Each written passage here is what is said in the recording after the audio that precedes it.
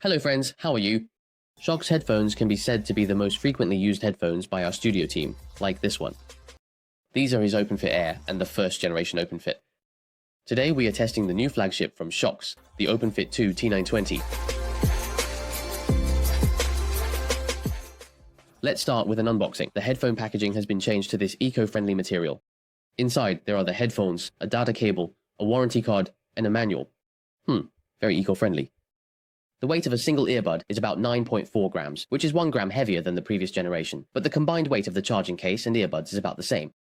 This time, the reset button has been upgraded. Compared to pressing and holding with both hands, I still prefer a physical button. Of course, besides using this button to distinguish between the two models, the part where the earbud case opens is different. The first generation is like this, and the second generation is like this. Overall, it's more organized and looks better. The earbud material has also been upgraded to ultra-low temperature silicone, and the official statement says it has built-in flexible titanium alloy wire, ensuring stability once worn. Although the weight has increased by 1 gram, the configuration has seen a major upgrade from an 18 Awesome 11mm dynamic driver to a 21 knots 11mm one, along with a 5.5mm planar driver.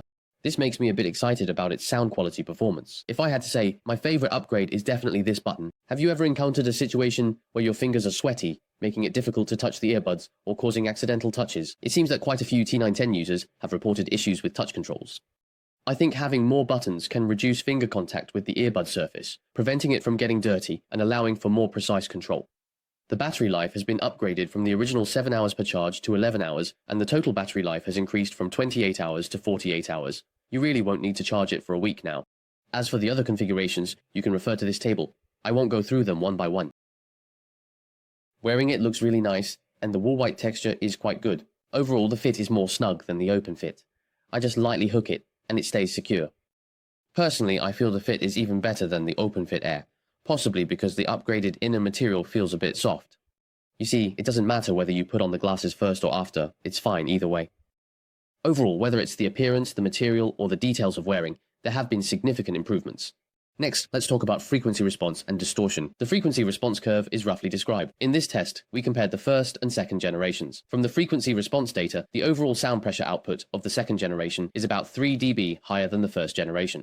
For a comparison, we then performed a 1000 Hz zeroing process. It is evident the low frequency data is lower than the first generation, lessening the booming sensation and highlighting the strength in the 120 Hz low frequency range. The mid frequency range is smooth and robust. The 3000 Hz mid-high frequency range has been attenuated, enhancing the sense of layering, while also making the soundstage slightly more expansive. However, this may slightly affect the vocal parts.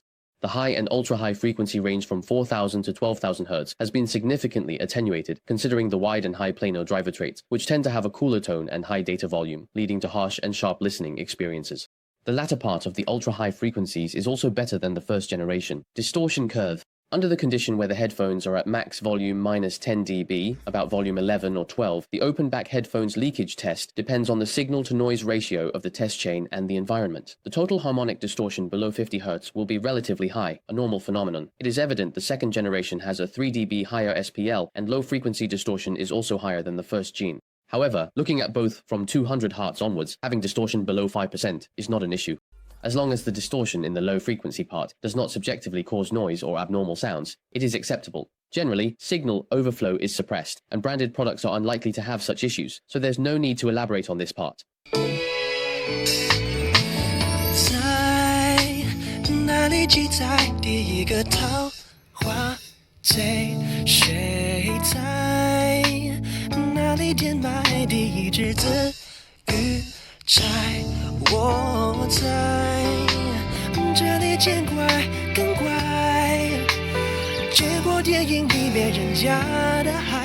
After comparing these two models, my first impression is that the soundstage of the OpenFit 2 is larger, thanks to the upgraded speaker size and independent planar unit. The bass is tight and elastic, with more power, and the high-frequency extension is also better than the previous generation. Due to the dual-speaker crossover, the high-frequency performance is overly bright, which can be a bit piercing. The mid-range vocals perform excellently, with more depth and are more captivating than the first generation. It's quite good for listening to folk and pop vocal-centric songs.